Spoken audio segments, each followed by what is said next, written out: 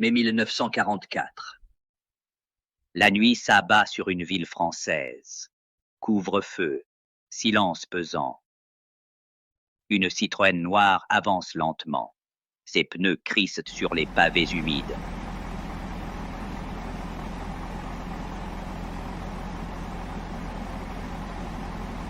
Derrière les murs d'une prison sous contrôle allemand, des otages attendent, choisis au hasard. 10 seront exécutés, une représaille brutale. Derrière ces murs, l'attente dure une éternité.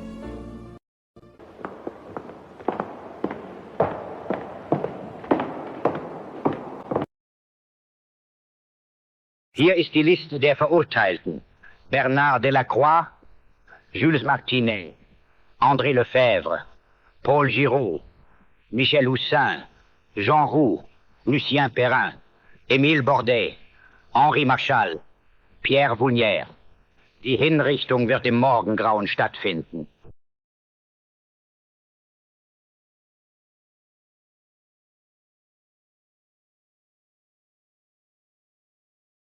Le Obersturmführer Angst vient d'annoncer que l'exécution des 10 dont les noms ont été cités aura lieu à l'aube. Attendez, il doit bien y avoir un moyen de s'en sortir. Tu crois que tu es le premier à me demander ça? Je peux payer. L'argent ne te servira plus à rien demain matin. Mais il te servirait à toi. Il y a peut-être une solution, mais elle ne dépend pas de moi. Dis-moi. Les Allemands veulent des fusillés, pas des noms. Ils remplissent un quota, c'est tout. Si quelqu'un prend ta place avant l'aube, ils ne poseront pas de questions. Un volontaire? À toi de le trouver, mais t'as pas beaucoup de temps.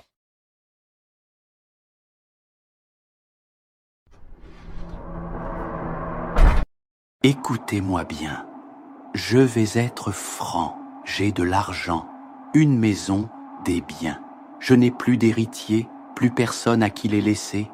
Mais l'un de vous a peut-être une sœur dans la misère, une mère sans ressources, une famille qui a besoin d'aide pour survivre à cette guerre. Je vous offre tout ce que j'ai, pas pour vous, mais pour ceux que vous aimez. Si quelqu'un ici veut assurer l'avenir des siens, qu'il prenne ma place. Personne ne peut accepter un marché pareil. Il a perdu la tête. Moi, je l'accepte. Si c'est le prix à payer pour que ma sœur Anne sorte de la misère, alors je prends ta place. Je veux que tu saches, Jacques, que plusieurs témoins valideront cet accord. Même au milieu de la nuit, mon notaire sera là. La milice est allée le chercher chez lui. En effet, c'est le genre d'invitation que même un notaire ne peut pas refuser. Cette nuit, personne n'a pu dormir. À l'aube, les Allemands sont venus chercher les condamnés. À cet instant, Pierre comprit que sa liberté avait un prix trop lourd. Le bruit des balles résonnait en lui, plus fort que jamais.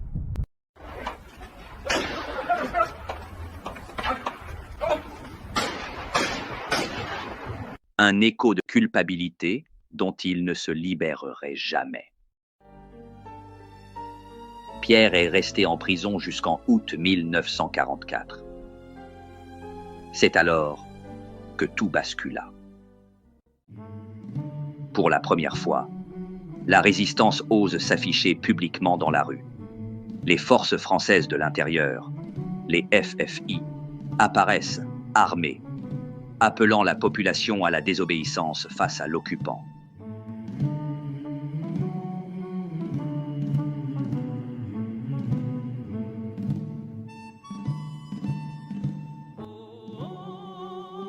Avant même l'arrivée des Alliés, ils engagent le combat contre les troupes allemandes et leurs collaborateurs miliciens. À Paris même, La police rejoint la résistance. Des combats s'engagent contre les Allemands à la préfecture de police, au Sénat, au Grand Palais et autour de l'hôtel de ville. À Londres, le journaliste de la BBC, John Snagg, annonça la libération tant attendue de la capitale française. Sa voix porta l'espoir à des millions d'auditeurs à travers le monde. This is London. Allied forces have entered the French capital. The French 2nd Armored Division, under General Philippe Leclerc, was the first to arrive in the city late last night, greeted by cheering crowds of Parisians. The streets of Paris are alive with celebration as 4 years of German occupation come to an end. Pierre Voulnière? Oui, c'est moi.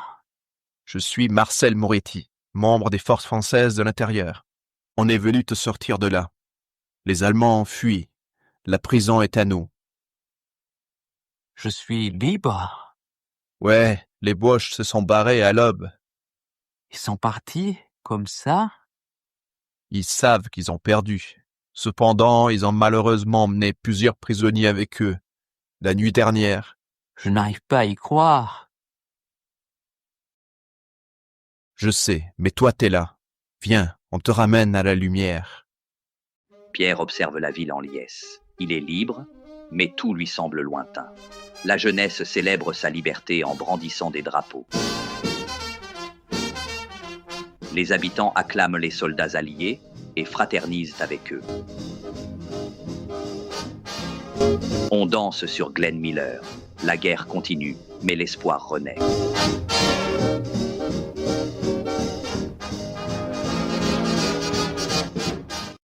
Pierre enfila un costume soigné et prit la route du domaine, qui, jadis, lui appartenait.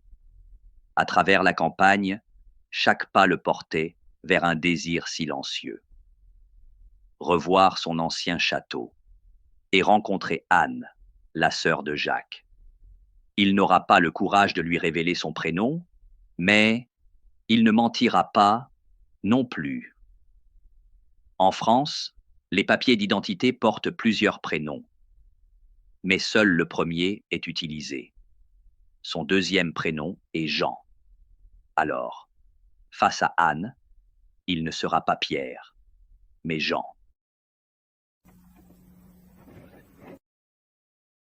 Mademoiselle Joubert? Oui, en quoi puis-je vous aider? J'étais un ami de Jacques. Nous nous sommes retrouvés en prison le jour où les Allemands ont arrêté 50 otages. Mais vous avez survécu. Je suis désolée, ce n'est pas ce que je voulais dire.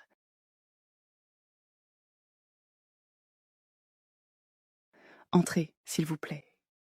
Mettez-vous à l'aise. Asseyez-vous. Faites comme chez vous.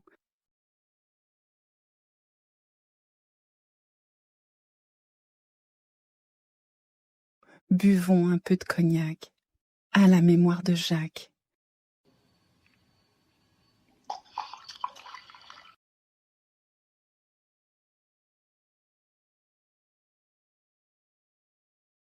À votre santé. Cela fait longtemps que quelqu'un n'a pas été aussi attentionné à mon égard.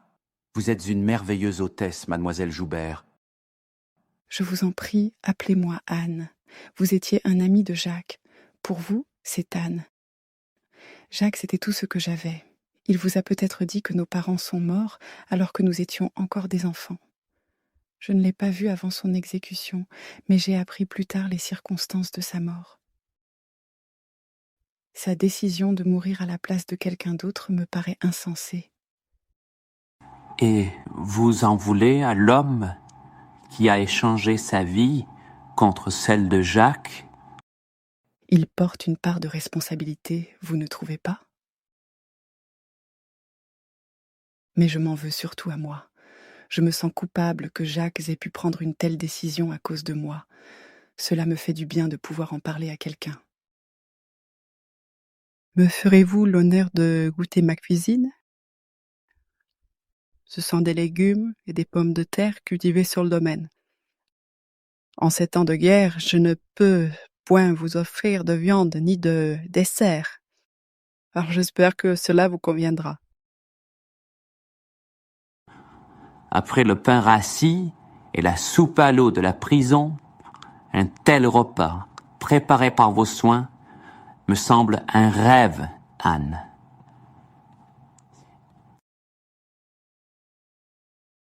Oh, quelqu'un frappe à la porte. Un moment, s'il vous plaît.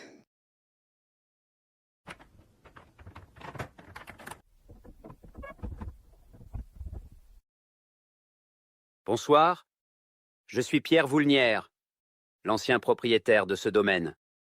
Je vois. L'homme qui a échangé sa vie avec celle de mon frère. Je n'ai fait rien d'autre que d'accepter la proposition de votre frère. C'est lui qui en a eu l'idée. Il savait ce qu'il faisait. Il vous a assuré cette belle propriété, mademoiselle.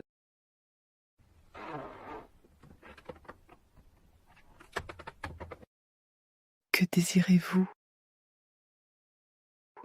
Oh, pas grand-chose. Je souhaite juste récupérer certaines affaires personnelles. J'ai gardé des lettres de ma mère dans un petit coffre dans le sous-sol. Vous comprendrez que je tiens à les récupérer.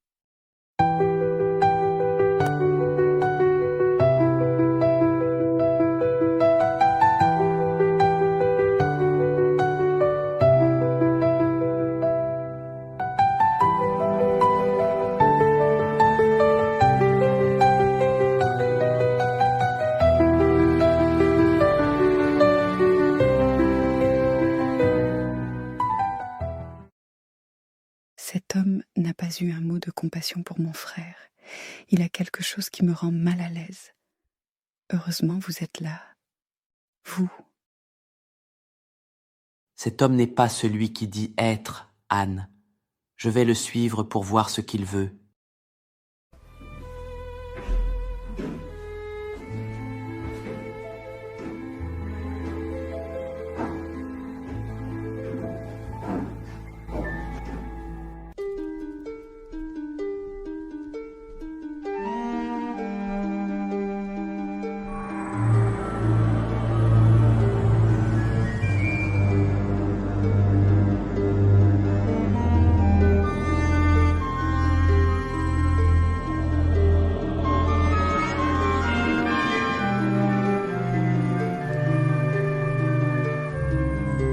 Vous n'êtes pas Pierre Voulnière.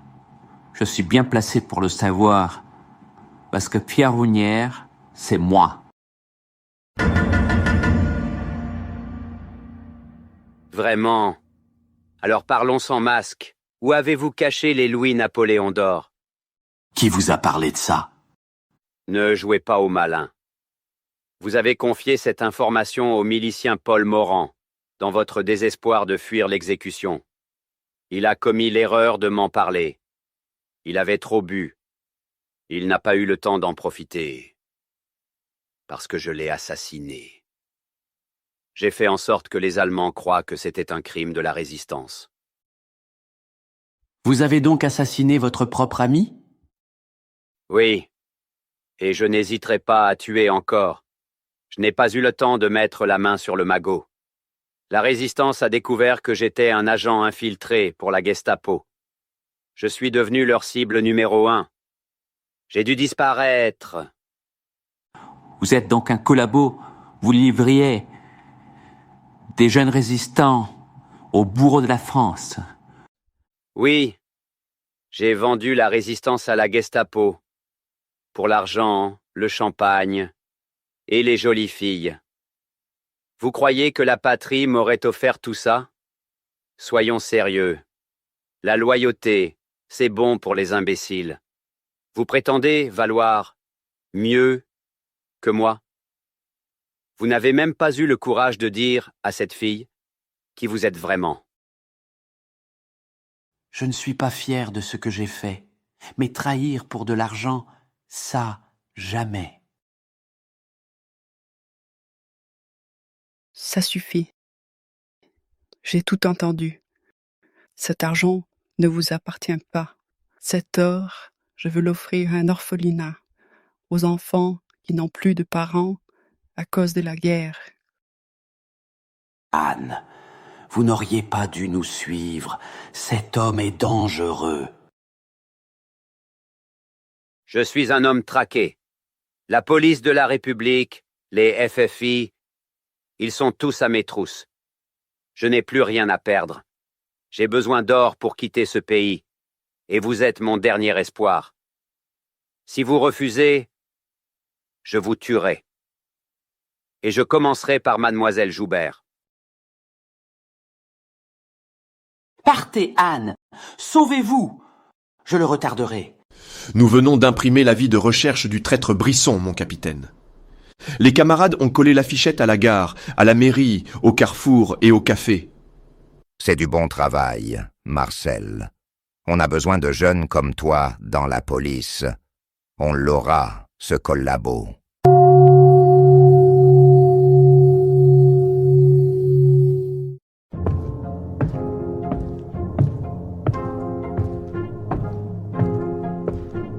La partie est finie.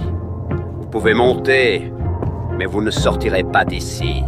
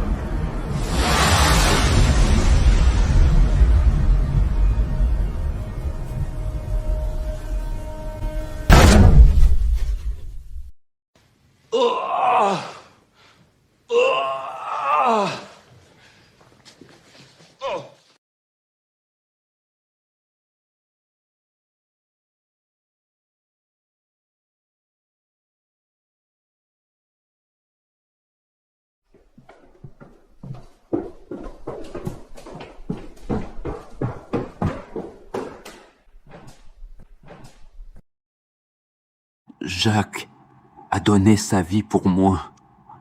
En échange, j'ai promis de tout vous léguer. À vous, que je ne connaissais même pas, juste un nom. Anne Joubert. Je croyais qu'en vous donnant tout, je pourrais réparer ma faute, mais ce n'était pas si simple. Ce n'était pas un marché honteux, c'était une chaîne de sacrifices. Jacques vous a sauvé. Et vous venez de me sauver, Pierre.